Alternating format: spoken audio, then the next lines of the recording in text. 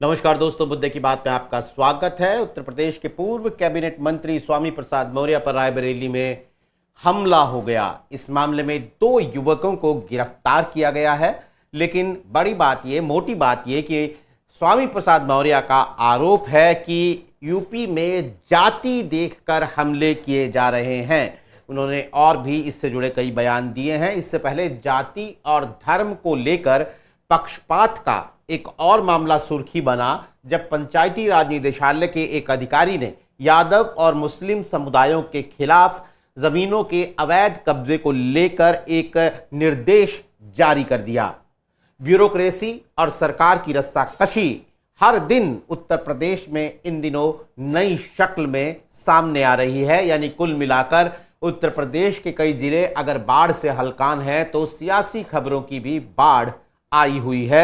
आने वाले दिनों में यूपी के सियासी मौसम पर इन तमाम घटनाक्रमों का क्या असर होगा, ये जानने समझने के लिए हमारे साथ हैं आजतक.in के एसोसिएट एडिटर और वरिष्ठ पत्रकार कबूल अहमद। कबूल भाई, आपका बहुत बहुत स्वागत है।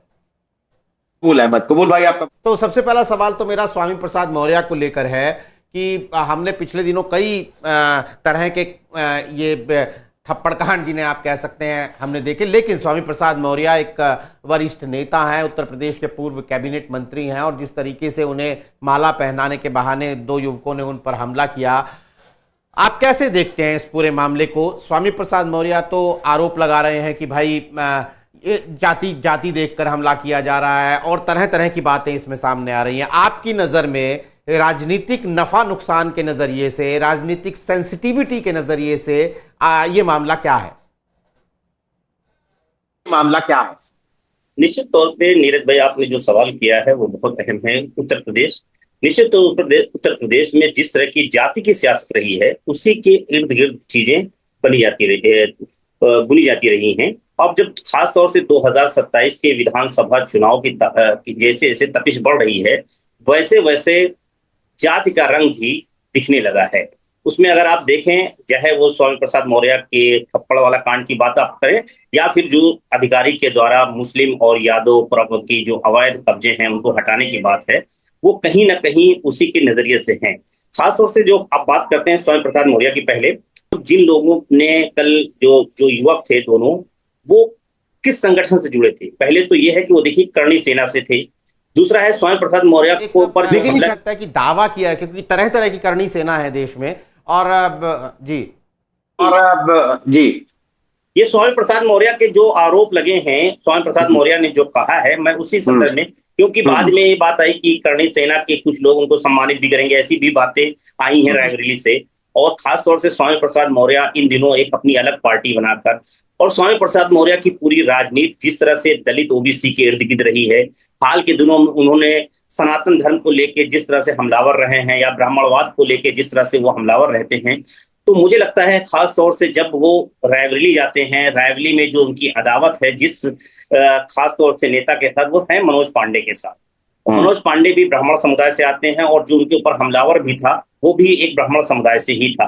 तो कहीं ना कहीं उसके भी आईने में देखने चाहिए। पिछले दिनों स्वामी प्रसाद मौर्य के ऊपर एक जो है उनके ऊपर जो है उनके लिए एक इनाम भी घोषित किया गया था, और वो सरोन से, वो भी रायबरेली जिले की ही विधानसभा क्षेत्र का है, वहां के ही एक युवक ने दिया था। तो स्वामी प्रसाद मौर्य लगातार इस तरह के लोगों के निशाने पे हैं। एक चीज, हाँ ये बात जरूर है, स्वामी प्रसाद मौर्य ने जो बातें कही कि एक वो जाति समुदाय के हैं, क्या स्वामी प्रसाद मौर्य इस मामले को लेके कितनी सियासत करते हैं? क्योंकि स्वामी प्रसाद मौर्य ने निश्चित तौर पे पहले तो इसको एक जाति के रंग देने की कोशिश की। इस पूरे हमले को उन्होंने ये बताने की कोशिश की कि जिन लोगों ने हमला किया है उनके हौसले इतने बड़े हैं, उन्होंने इसको ठाकुर समुदाय से जोड़ने की कोशिश की। तो आप ये समझ सकते हैं कि इस तरह से है। दूसरी तरफ यह है कि निश्चित तौर पर उत्तर प्रदेश में अभी तक अखिलेश यादव भी योगी सरकार पे ठाकुर प्रस्त का आरोप लगाते रहे हैं। इसके अलावा भी तमाम जो आरोप लगते रहे हैं वो ठाकुर प्रस्त के लिए ही लगते रहे हैं निश्चित तौर पे। और खास तौर से आपको मैंने जो करणी सेना की बात कही, भले वो करणी सेना नहीं, लेकिन स्वामी प्रसाद मौर्य ने ये बात कही कि वो करणी सेना के लोग थे। आज उत्तर प्रदेश के हर जिले में नीरज भाई करणी सेना के लोग हैं, और ये करणी सेना 2027 के चुनाव के लिए एक बहुत अहम वो है। अगर इसके इर्द गिर्द ही पूरा चुनाव मिला जाएगा, आप देख लीजिएगा।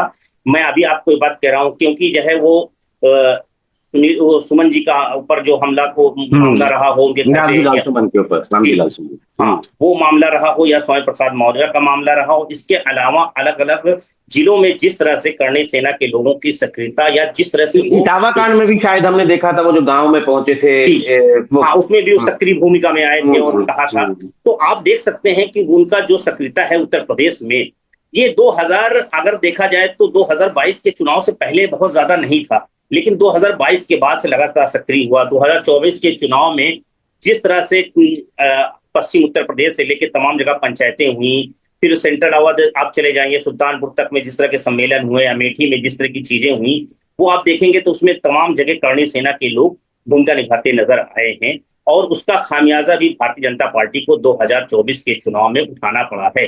वो चाहे पॉजिटिव देखें या नेगेटिव देखें, दोनों पहलुओं से हैं। तो मुझे लगता है कि ये चीज एक बड़ी बात है कि सरकार के लिए और खासतौर से भारतीय जनता पार्टी की गले की हड्डी बनती जा रही है, एक चीज। दूसरी चीज है कि स्वामी प्रसाद मौर्य खुद ओबीसी समुदाय से आते हैं, दलित पिछड़ों की राजनीति करते हैं। क्या स्वामी प्रसाद मौर्य इस अपने ऊपर हुए हमले को कितने दिन खींच पाएंगे, क्योंकि उन्होंने कहा कि ये कीड़े मकोड़े जो है करणी सेना के हैं और इनको ये है, तो उन्होंने भी इसको मतलब रंग देने की कोशिश की लेकिन बहुत हल्के में लिया। मुझे लगता है इसको लेके भी बहुत ज्यादा नहीं स्वामी प्रसाद मौर्य आगे बढ़ पाएंगे। हालांकि उनके लोग, उनके समर्थकों ने जिस तरह से वहां पे हमला हुआ, लेकिन स्वामी प्रसाद मौर्य पे ये कोई पहला हमला नहीं है। अगर हाल के दिनों में देखा जाए तो उनके ऊपर ये चौथा या पांचवा हमला है। तो मुझे लगता है कि स्वामी प्रसाद मौर्य की जो राजनीति कमजोर हुई है उससे जो है उनके ऊपर, क्योंकि स्वामी प्रसाद मौर्य बहुत दिग्गज नेता थे, तब चाहे वो बसपा में रहे हों या भारतीय जनता पार्टी में रहे हों, तो वो कहीं ना कहीं उनका एक रुतबा हुआ करता था, तब चीजें इस तरह की नहीं दिखती थी। लेकिन हाल के दिनों में जिस दिन समाजवादी पार्टी छोड़ने के बाद से जिस तरह से राजनीति उनके हंसिये पे गई है और लोगों को लगने लगा कि स्वामी प्रसाद मौर्य कमजोर हैं, क्योंकि वो अपनी अलग एक पार्टी बना लिए हैं, उस पार्टी के जरिए वो कितना असर डाल पाते हैं। दूसरी बात यह है कि जिस समुदाय से आते हैं उस पर एक समय उनकी मजबूत पकड़ हुआ करती थी, लेकिन वो पकड़ हाल के दिनों में बहुत कमजोर हुई है। तो इससे भी मुझे लगता है जो दूसरे लोग हैं या उनके जो अपोजिशन के लोग हैं उनके हौसले बुलंद हुए हैं, इसीलिए बहुत आसानी से आप देखेंगे कि उनके ऊपर हमले हो जाते हैं। कोई काली फेंक देता है, कभी कोई सियासी फेंक देता है। तो ये चीज स्वामी प्रसाद मौर्य को भी अपनी राजनीति के बारे में सोचना होगा और क्या वो अपना पुराना रुतबा हासिल कर पाएंगे, एक चीज। दूसरा चीज ये है कि क्या इसको वो अपने जाति समाज में ये रंग को लेके कितना वो उस समाज को मोटिवेट कर पाएंगे, क्या उस समाज को अपने साथ उस तरह जोड़ पाएंगे, ये भी एक बड़ी बात है। लेकिन हाँ, ये जरूर है कि स्वामी प्रसाद मौर्य ने इसको जाति का रंग दिया। दूसरी चीज आपने बात की यादव और मुस्लिम की जमीन वाले सवाल पे आऊंगा, उससे पहले मेरा इसमें एक सप्लीमेंट्री सवाल है आपसे कि मान लिया ये मामला सीधे तौर पर स्वामी प्रसाद मौर्य से जुड़ा है, स्वामी प्रसाद मौर्य ने जो बयान दिया या जो लोग पकड़े गए, लेकिन क्या इसकी लार्जर पिक्चर अगर आप जूम आउट करके इस पूरे मामले को देखते हैं तो क्या ये वही जाति की राजनीति पे जाता है? क्या ये अखिलेश यादव को, या अखिलेश यादव को ना भी कहें, ये यूपी की राजनीति को वही पीडीए का जो नैरेटिव है उसको फिर से अंडरलाइन करने का एक मौका देता है? इस तरह से आप इसे कैसे देखते हैं? निश्चित तौर पे देखिए, उत्तर प्रदेश की राजनीति में लगातार जो है पीडीए बनाम अपर क्लास की एक राजनीति, 85 बनाम 15 का राजनीति अखिलेश यादव सेट करने की कवायद में है। कभी स्वामी प्रसाद मौर्य भी इस तरह करते रहे हैं, लेकिन आज स्वामी प्रसाद मौर्य के साथ एक थोड़ी सी कमजोरी है। हालांकि अगर यही अखिलेश यादव, स्वामी प्रसाद मौर्य अखिलेश यादव के साथ होते, समाजवादी पार्टी में होते, तो मुझे लगता है ये मुद्दा काफी बड़ा हो सकता था। और इस मुद्दे को लेके स्वामी प्रसाद मौर्य ही नहीं, अखिलेश यादव या समाजवादी पार्टी इसको जिस तरह से एक बड़े कैनवास पे खींचती, तो मुझे लगता है ये एक बहुत अहम रोल अदा करता। लेकिन मैंने जैसे पहले कहा कि स्वामी प्रसाद मौर्य पहले से बहुत कमजोर स्थिति में हैं। वो कितना इस चीज को अपर बनाम जो है बैकवर्ड या जो है 85 बनाम 15 का रंग दे पाएंगे, ये एक बड़ी चुनौती है। हालांकि उन्होंने एक बात जरूर कोशिश की कि जो खास तौर से उन्होंने मुख्यमंत्री योगी आदित्यनाथ की कास्ट ठाकरों को लेकर टारगेट किया, उनके हौसले बुलंद हैं। आज वो देख लीजिए, कानून व्यवस्था इस तरह से हालत हो गई कि वो सरेआम किसी जनप्रतिनिधि के ऊपर भी हमला करने से नहीं झुकते हैं। तो मुझे लगता है स्वामी प्रसाद मौर्य ने रंग दी, लेकिन मुझे ना समाजवादी पार्टी की तरफ से इस तरह समर्थन दिखा कोई बहुत ज्यादा स्वामी प्रसाद मौर्य के पक्ष में। दूसरी तरफ बसपा के कुछ समर्थकों ने जरूर कहा कि स्वामी प्रसाद मौर्य जब बसपा में थे तो कोई उनके ऊपर हमला नहीं कर पाता था, लेकिन आज कर रहा है क्योंकि कमजोर है। तो मुझे लगता है जो आप पीडीए कर रहे हैं, लेकिन ये चीजें तभी हो सकती थी जब स्वामी प्रसाद मौर्य समाजवादी पार्टी में होते हैं, और समाजवादी पार्टी अगर स्वामी प्रसाद मौर्य के मुद्दे को अगर उठाती है और उसको पीडीए के ढांचे में फिट करती है तो निश्चित तौर पे ये हो सकता था। लेकिन एक बात जरूर है कि अखिलेश यादव की कोशिश हर तरह के रंग देखने हो सकता है कि वो इस वक्त स्वामी प्रसाद मौर्य हमले के बाद कोई पीसी नहीं किए, कभी उस समय मीडिया में आए नहीं, अगर वो उस समय आते हैं और उनसे सवाल पूछा जाता है तो मुझे लगता है कि वो पीडीए के ही कैनवास के अंतर्गत इसको रखने की कोशिश करेंगे, क्योंकि जो समाजवादी पार्टी है उसका भी टारगेट जो है लार्जर स्तर पे जो स्वामी प्रसाद मौर्य जिस समुदाय से आते हैं उसी वोट को, खासतौर से मौर्य, साक, सैनी, कुशवाहा, जो ओबीसी में एक बड़ा वोट बैंक है, करीब 6 से 7% के आसपास है, जो पूर्वांचल से लेके पश्चिम उत्तर प्रदेश की राजनीति में असर रखता है। और वो वोट एक ऐसा वोट है कि जो लोकसभा चुनाव में समाजवादी पार्टी के लिए अहम रोल अदा किया है। और उसके आज देखें मतलब तो मुझे लगता है 2 सांसद जो है बसपा से सपा से जीतने में, 3 सांसद जो है मौर्य समुदाय के कामयाब रहे हैं। एक जो कैंडिडेट है बहुत मामूली वोट से हार गए हैं। आंवला जैसी सीट जो है समाजवादी पार्टी जीतने में कामयाब रही है, नीरज मौर्य वहां से सांसद हैं। फर्रुखाबाद में देखिए तो जो शाक्त थे कैंडिडेट थे, हालांकि स्वामी प्रसाद मौर्य के पहले वो दामाद रहे हैं, वो चुनाव लड़े थे, बहुत मामूली वोट से जो है हार गए। तो मुझे लगता है वो भी एक बड़ा वो चीजें हैं। तो ये एक अहम वो कारण रहा है। मुझे लगता है अखिलेश यादव इसको, अगर यह समाजवादी पार्टी इसको राजनीति रंग में रखती है तो निश्चित तौर पे मुझे लगता है जिस और आपका इशारा है उस ओर इसको ले जाने की कोशिश होगी। चलिए अब अगले मुद्दे पे आते हैं। जमीनों पर अवैध कब्जे को लेकर आया वो अजीबो गरीब फरमान, जिसमें यादव और मुसलमानों को खास तौर पर टारगेट किया गया था। विवाद होने पर सरकार ने वो फरमान तो रद्द कर दिया, लेकिन क्या जो असर होना था, जो नैरेटिव सेट होना था वो हो गया, या अखिलेश यादव को मौका मिल गया कि वो फिर से अपने पीडीए की धार तेज करें? निश्चित तौर पे नीरज भाई देखिए, लगातार योगी सरकार जब से बनी है उत्तर प्रदेश में लगातार एक ही बात कही जा रही है कि ये सरकार जो है बाकायदा टारगेट करके मुस्लिम और यादवों को निशाने पे लेती है। उनके जो है इनकाउंटर के मामले हों या उनके घरों में बुलडोजर चलाने के मामले हों, तो इस बात को लेकर समाजवादी पार्टी कहती रही है और यादव और मुस्लिम समुदाय के बीच से भी यह आवाज लगातार उठती रही है कि योगी सरकार एक तरह से तो उनके टारगेट पे समुदाय हैं, खासतौर से क्योंकि दोनों वोट समाजवादी पार्टी के कोर वोट बैंक माने जाते हैं। इसलिए भी अगर ऐसे में कोई अधिकारी जब खासतौर से इस तरह के फरमान जारी करता है तो आधिकारिक तौर पे तो आप समझ सकते हैं कि नीरज भाई इसको लेकर निश्चित तौर पे जो संदेश जा रहा था वो गया है। अखिलेश यादव को एक बड़ा मुद्दा मिला है, एक नैरेटिव। इसीलिए आप देखेंगे कि लगातार और समय रहते ही योगी आदित्यनाथ इस बात को बखूबी समझे हैं, इसीलिए उन्होंने एक्शन लेने में भी देरी नहीं की। तुरंत जो है जिस अधिकारी के द्वारा ये फरमान जारी किया गया था उसको जो है उस पे जो है उसको खासतौर से दंडित करने को खास उस पर एक्शन लिया गया है। एक चीज, दूसरी चीज इस बात को समझते, क्योंकि आप देखिए जब सरकार में होते हैं, जब सरकार ये कहती है खासतौर से प्रधानमंत्री नरेंद्र मोदी कहते हैं सबका साथ सबका विकास, तो आप समझ सकते हैं ऐसे में अगर योगी आदित्यनाथ पे इस तरह का इल्जाम लगेगा और इस तरह का अगर आधिकारिक तौर पर फरमान जारी किया जाएगा तो वो भारतीय जनता पार्टी के लिए वह जो है एक तरह से बहुत वो होगा। लेकिन मुझे लगता है कि ये जो फरमान जारी किया गया है, आदेश जारी किया गया है, उसके पीछे अगर आप जाएं तो आजकल जो खास तौर से अधिकारियों के हौसले बुलंद हैं, कहीं ना कहीं उसके जो खास तौर से मुख्यमंत्री की नजर में या लोग भारतीय जनता पार्टी की नजर में अपने आप को नंबर बढ़ाना चाहते हैं, उसमें कभी कभी वो इस तरह की हरकतें कर जाते हैं जो कभी पार्टी के लिए गले की हड्डी बन जाता है। मुझे लगता है ये उसी तरीके का है जो जिस और अभी आप देखेंगे तमाम इस तरह ब्यूरोक्रेसी को लेकर सवाल उठ रहा है कि उत्तर प्रदेश की जो ब्यूरोक्रेसी है बेलगाम हो चुकी है, उसको लेके उत्तर प्रदेश में सरकार के उस पर आते हैं। इससे पहले मैं एक और मामला आपसे जानना चाहता हूं, क्योंकि वो भी शुरू अधिकारी वर्सेस मंत्री से ही हुआ। बलिया का पुल वाला मामला, जिसमें मंत्री दयाशंकर सिंह और बीएसपी के विधायक उमा शंकर सिंह एक दूसरे के सामने आ गए, मोर्चा खोल दिया, और जिस तरह बयानों की झड़ी एक दूसरे पर लगा रहे हैं उससे कई सवाल खड़े हो रहे हैं। ये क्या मामला है? ये भी क्या सिर्फ अधिकारी वर्सेस मंत्री का मामला है, या फिर इसमें बीएसपी वर्सेस बीजेपी आप देख रहे हैं, या फिर और कोई जाति की राजनीति है? इसमें भी जाति राजनीति है निश्चित तौर पे। मैं इसको खासतौर से दो बसपा बनाम सपा या मंत्री बनाम विधायक की नहीं है, ये बलिया की राजनीति में ठाकुर वर्चस्व की भी बात है। दयाशंकर सिंह पहली बार बलिया सदर से विधायक हैं, उसी बलिया जिले से रसड़ा से विधायक जो हैं वो उमा शंकर सिंह हैं जो बसपा से इकलौते विधायक है।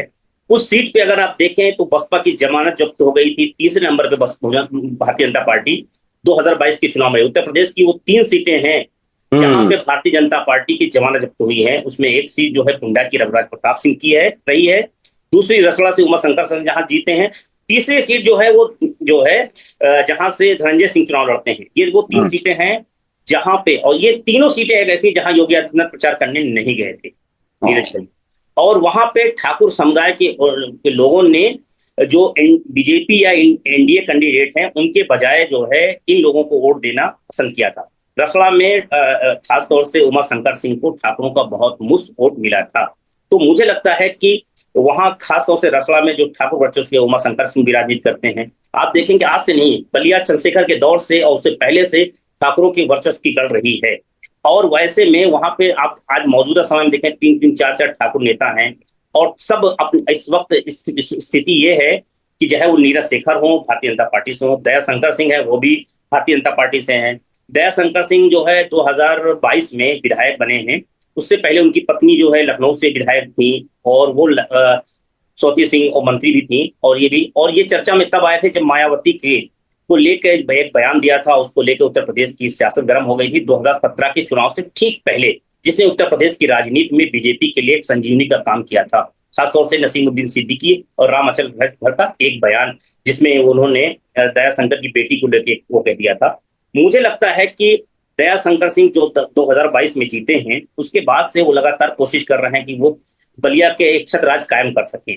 और ऐसे में जो वहां हुआ उसमें निश्चित तौर पे वो भी एक कहीं ना कहीं प्रशासनिक और अधिकारियों की ही जो पूरी नैरेटिव है, राजनीति है, उसी के इर्द गिर्द रहा है। लेकिन जिस तरह से उमा शंकर सिंह ने उसको लेकर मोर्चा खोला है, उसमें कहीं ना कहीं बलिया में एक ठाकुर राजनीति है। दया शंकर सिंह की स्थिति थोड़ी सी हाल के दिनों में डगमगाई है।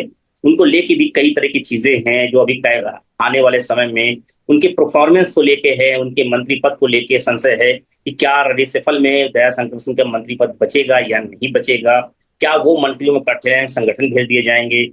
हाल के दिनों में जिस तरह से उत्तर प्रदेश के भाजपा नेताओं का दिल्ली दौरा हुआ, उसमें से दया शंकर सिंह भी थे जो दिल्ली आए थे और धर्मेंद्र प्रधान से मिले थे। भारतीय जनता पार्टी की युवा मोर्चा के जब धर्मेंद्र प्रधान अध्यक्ष थे तो ये हम हंसी हुआ करते थे, उनके बड़े अच्छे संबंध हैं। तो जब उनसे मिलने आए तो मुझे लगता है उसके बाद जिस तरह की घटना हुई एक पुल को लेके, वो एक पुल की बात जरूर है लेकिन उसके पीछे एक पूरी सियासत है। उमा शंकर सिंह भी एक मजबूत नेता है, भले ही वो बसपा से विधायक हों, लेकिन योगी आदित्यनाथ के साथ उनके संबंध भी जग जाहिर है। जिस तरह से विधानसभा सदन के अंदर वो बसपा के बीजेपी के साथ, योगी सरकार के साथ खड़े नजर आते हैं, चाहे वो राज्यसभा में वोटिंग का मामला रहा हो या मुद्दा उठाने का मामला रहा हो, तो उनके भी रिश्ते अच्छे रहे हैं। और एक चीज, दूसरी चीज, वहां की जो ठेकेदारी है पीडब्ल्यूडी की, उसकी भी एक लड़ाई है मुझे लगता है, क्योंकि पीडब्ल्यूडी के बड़े ठेकेदार जो है उमा शंकर सिंह है। और ऐसे में दया शंकर, आप देखेंगे कि तमाम जो जिले के मंत्री होते हैं वो चाहते हैं कि जिले में ठेका पट्टा उनके अनुसार हो। तो मुझे लगता है वो भी कहीं ना कहीं एक वजह है, इसको उस नजरिए से भी देखा जाना चाहिए। ये भी मामला चूंकि एक पीडब्ल्यूडी के अधिकारी से ही शुरू हुआ था, तो ये अकेला मामला तो है नहीं, ब्यूरोक्रेसी और सरकार के बीच में एक अजब सिलसिला चल रहा है। बलिया का तो मामला अभी आपने समझाया, उससे पहले अभी हमने सीतापुर में देखा राज्य मंत्री सुरेश राही धरने पर बैठ गए थे, ट्रांसपोर्टर का एक मामला था।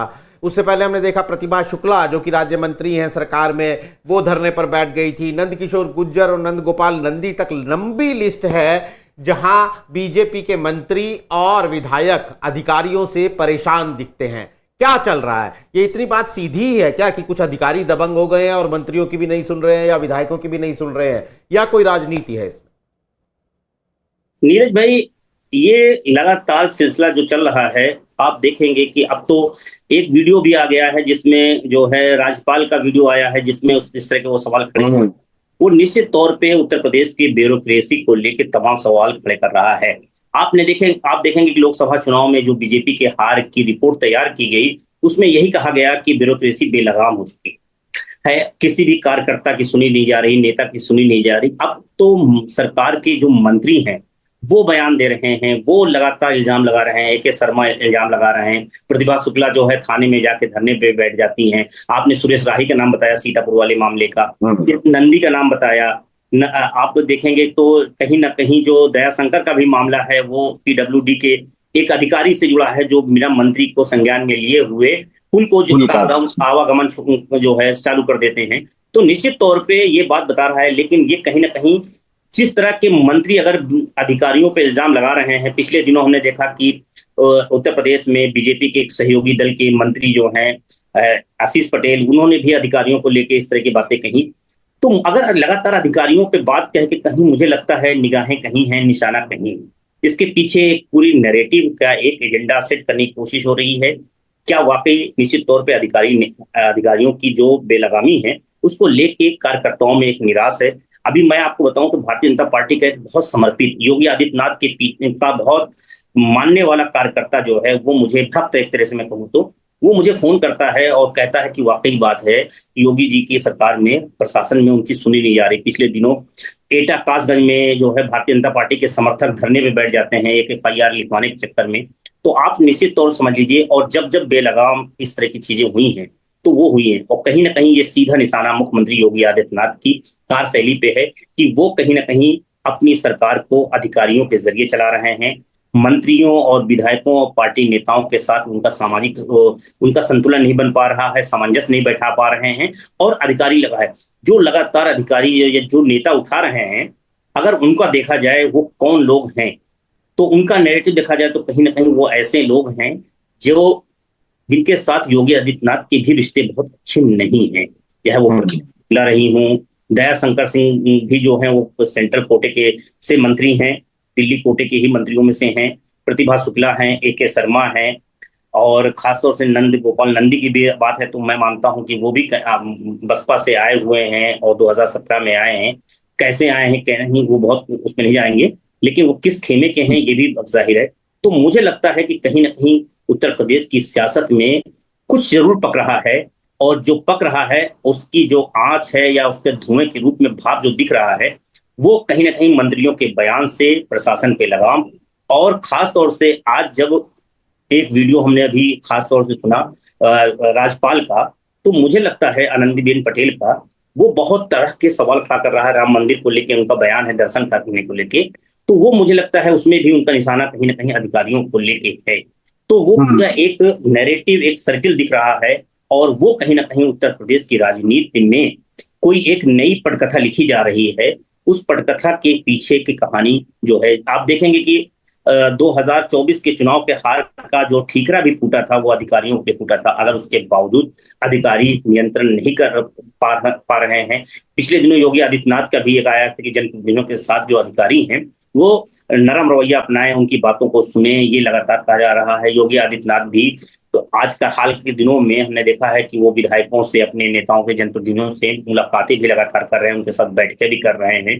तो कहीं ना कहीं उत्तर प्रदेश में कुछ जरूर हो रहा है। पिछले दिनों बड़े नेता, दोनों डिप्टी CM और मुख्यमंत्री, इसके अलावा तमाम बड़े जो नेता हैं वो दिल्ली आते हैं, दिल्ली में आके वो अमित शाह से लेके प्रधानमंत्री तक से मुलाकात करते हैं, BJP अध्यक्ष से भी मुलाकात करते हैं, और वो फिर वापस जाते हैं। जाने के बाद इस तरह की चीजें अगर दिख रही हैं तो मुझे लगता है उत्तर प्रदेश की सियासत में, क्योंकि मंत्रिमंडल का विस्तार होना है, प्रदेश अध्यक्ष का चुनाव होना है, ये दोनों चीजें अहम हैं। इसके अलावा क्या उत्तर प्रदेश में कुछ और भी नई पटकथा लिखी जा रही है, तो मुझे लगता है वो बहुत सारी चीजें उत्तर प्रदेश की सियासत में हो रही हैं। और 2027 का चुनाव है, और अगला चुनाव भारतीय जनता पार्टी के लिए टफ है। वो इसलिए क्योंकि 2022 में पहला संकेत उत्तर प्रदेश में भाजपा के खिलाफ दिखा था, और 2024 जब सीटें कम हो गई थी, हाँ सीटें कम हुई थी, और उस वक्त भाजपा का समझ पाई, उसको समझ नहीं पाई उस भाव को, और 24 में भारतीय जनता पार्टी को तगड़ा झटका लगा है। आप देखेंगे कि भारतीय जनता पार्टी, समाजवादी पार्टी अपने परफॉर्मेंस के हिसाब से अब तक के इतिहास की सबसे ज्यादा सीटें जीती हैं। अगर हम उसको विधानसभा में कन्वर्ट करते हैं तो 225 से 30 सीटें बन रही हैं, 37 को डिवाइड कीजिए 5 के एवरेज मान के, तो आप समझ सकते हैं कि भारतीय जनता पार्टी आज कहाँ खड़ी स्थिति में है। अगर आज चुनाव हो जाएगा तो अगर वैसे ही 24 जैसा ही स्थिति रही, पैटर्न रहा, तो मुझे लगता है कि वो हम अलग तरीके की तस्वीर होगी। उत्तर प्रदेश में 3-4 बड़े इशू हैं, और वो इशू जो है लोगों को है, तो कानून व्यवस्था का बड़ा मामला है उत्तर प्रदेश में, बेलगाम प्रशासन का एक है, और दूसरी चीज बिजली कटौती बहुत बड़ा एक इशू बनता जा रहा है, और वो है। तो मुझे लगता है कि उत्तर प्रदेश की सियासत में 2027 की जो 2027 के लिए जो अभी से बिसात बिछाई जा रही है, और उसमें भारतीय जनता पार्टी अगर इस चीज को नहीं समझ पाई, तो इस चीज का इलाज समय रहते नहीं किया, तो मुझे लगता है कहीं ये नासूर न बन जाए। बिल्कुल महत्वपूर्ण बात है, क्योंकि चुनाव जो है बस अब 500 से भी कम दिन रह गए हैं और लगभग उल्टी गिनती है, देखने में भले ही दूर लग रहे हो। चूंकि हमने पीडीए की हाँ जी नीरज भाई, लोकसभा चुनाव के बाद उत्तर प्रदेश का चुनाव कब आ जाता है ये कोई है पता नहीं है। और अभी अखिलेश यादव एक बात लगातार कह रहे हैं कि भैया जो उत्तर प्रदेश में दिखा है, जो लोकसभा जीतता है वही विधानसभा जीतता है। तो इस तरह का भी नैरेटिव वो सेट कर रहे हैं, अलग तरीके से पीडीए कर रहे हैं। समाजवादी पार्टी पहली बार बूथ लेवल पे अपना काम कर रही है, और वो तमाम चीजें जो भाजपा ने वोटर लिस्ट को लेके भी समाजवादी पार्टी बहुत अलर्ट है, और समाजवादी पार्टी अपने नेताओं से द्वारा, अपने संगठन द्वारा काम कर रही है। बिल्कुल। चलिए, जाने से पहले एक सवाल और, क्योंकि पीडीए की इतनी बड़ी पीडीए को लेकर हमने काफी चर्चा की, तो पीडीए की जमीन पर एक और मुद्दा फला फूला पिछले दिनों, वो था स्कूल मर्जर का, जिसको लेकर सरकार को बैकफुट पर आना पड़ा। इससे पहले अखिलेश यादव ने पीडीए पाठशालाओं की शक्ल में एक नैरेटिव सेट किया कि भाई समाजवादी पार्टी जो है वो किस तरह सरकार को आड़े हाथों लेगी इस मामले पे, पेड़ों के नीचे पीडीए पाठशालाएं लगने लगी। उन्हें लेकर जो विवाद हुए वो अलग बात है, मैं लार्जर पिक्चर की बात कर रहा हूं। सरकार को बहुत सारे स्कूलों का मर्जर वापस लेना पड़ा। आप इसे पीडीए पाठशाला अभियान की जीत मानते हैं या कुछ क्रेडिट देते हैं उसको? देखिए, अखिलेश यादव कोशिश लगातार एक तरह से कर रहे हैं कि हम कैसे अपनी पूरी उत्तर प्रदेश की राजनीति को जात के इर्द गिर्द रखें। इसीलिए जो स्कूल मर्ज होता है उसमें भी वो उसका देते हैं पीडीए पाठशाला। उसमें ए से अंबेडकर, ए से अखिलेश यादव, डी से डिम्पल, इस तरह की बातें पढ़ाई जा रही हैं, वो बातें बताई जा रही हैं। खासतौर से जब कभी काशीराम ने जो बहुजन पाठशाला की थी बहुजनों को लेके, वो इसी तरह की थी। जब वो बसपा का उन्होंने गठन किया था, उत्तर प्रदेश में अलग अलग जिलों में साइकिल से वो घूमते थे और जाते थे, अपने कैडर को जागरूक करते थे। तो इसी तरह की चीजें वो कर रहे थे।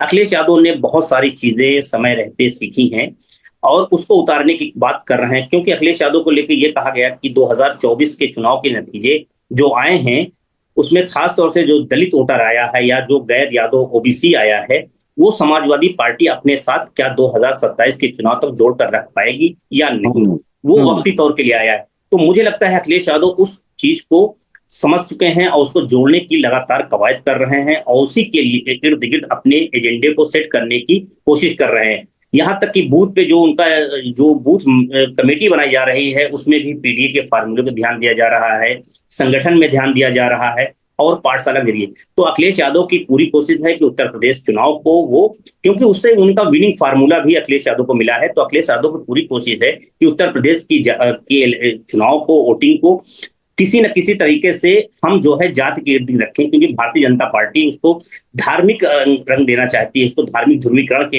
एंगल पे ले जाना चाहती है। आप देखेंगे चाहे वो संभल का एक नैरेटिव हो या और तमाम चीजें हैं उत्तर प्रदेश में पिछले दिनों दिखी थी। तो मुझे लगता है कांवड़ यात्रा के दौरान जिस तरह की चीजें बनी गई उसको धार्मिक एंगल देखिए, ताकि धार्मिक स्तर पैटर्न पे हम ध्रुवीकरण कर सके, और धार्मिक पिच पे उतरने पे हमेशा भारतीय जनता पार्टी को फायदा होता है। और कास्ट की एक ऐसी पिच है जिसपे हमेशा भारतीय जनता पार्टी को दिक्कत होती है। कास्ट, संविधान, आरक्षण, ये तीन ऐसे मुद्दे हैं जो भारतीय जनता पार्टी जिसको हाथ भी नहीं लगाना चाहती, और जब जब उसके सामने आया है तो उसका हाथ हमेशा इसमें झुलसा ही है। तो मुझे लगता है कि अखिलेश यादव इस बात को समझते हैं, और अखिलेश यादव को जब 2024 में जिस पैटर्न पे जीत मिली है वो कहीं ना कहीं उसी पैटर्न रखने चाहिए। अभी आप देखेंगे संविधान दिवस वाले दिन, जिस दिन संविधान दिवस वाले दिन उन्होंने पूरे उत्तर प्रदेश के जिले जिले में संविधान को लेकर एक कार्यक्रम किया और उसको आरक्षण के इर्द गिर्द रखा। तो आप समझ सकते हैं कि अखिलेश यादव की पूरी राजनीति ये है। और मैं आपको बताने जा रहा हूं कि अक्टूबर से ये जो नरे है कोशिश समाज अखिलेश यादव की, वो आपको अलग अलग जिलों में, अलग अलग जगहों पे बड़े लार्जर स्तर पे पीडीए के इर्द गिर्द चीजें बनती हुई दिखेंगी, और उसको लेके उनका पूरा अभियान, गाना, तमाम चीजें। अखिलेश यादव ने अपना यूट्यूब चैनल भी शुरू कर दिया है, और उसके जरिए भी कहीं ना कहीं इस तरह की कवायद करने की कोशिश होगी कि कहीं ना कहीं जो है वो जाति के ही पिच पे इलेक्शन को रखा जाए, उससे अलग जो है उत्तर प्रदेश के इलेक्शन को न रखा जाए। यही मुझे लगता है अखिलेश यादव की कोशिश है। बिल्कुल। गाड़ी पर बैठकर अखिलेश यादव 2024 के लोकसभा चुनाव में जो उन्हें सफलता मिली थी उसे 2027 के विधानसभा चुनाव तक ले जाना चाहते हैं और बीजेपी की सबसे बड़ी चुनौती यही है कि वो 2024 में जहां चूकी थी उन चीज़ों को पहचान कर जानकर 2027 के लिए अपने वो जो गैप्स हैं उन्हें भरे। साथ ही एक जो पारंपरिक एक फैक्टर रहता है एंटी इनकम्बेंसी का 2027 में बीजेपी के लिए वो भी चुनौती है। तो जैसा कबूल भाई ने कहा कि लोकसभा चुनाव के बाद यूपी का विधानसभा चुनाव कब आ जाता है पता ही नहीं चलता, इसलिए यूपी के अंदर आप जितने भी राजनीतिक घटनाक्रम आज की तारीख में देख रहे हैं उनका फौरी नफा नुकसान आपको जो भी नजर आ रहा हो, लेकिन निशाना कुल मिलाकर 2027 का विधानसभा चुनाव ही है। हर दिन होने वाले इन घटनाक्रमों की जांच पड़ताल हम यूं ही करते रहेंगे। कबूल अहमद जैसे राजनीति के जानकारों से हम इन्हें समझते रहेंगे और 2027 के चुनावों पर इनका असर जानने की कोशिश करते रहेंगे। आज हमारे साथ कार्यक्रम में जुड़ने के लिए कबूल अहमद आपका बहुत बहुत शुक्रिया। तमाम दर्शकों का आभार। आज के लिए नमस्कार।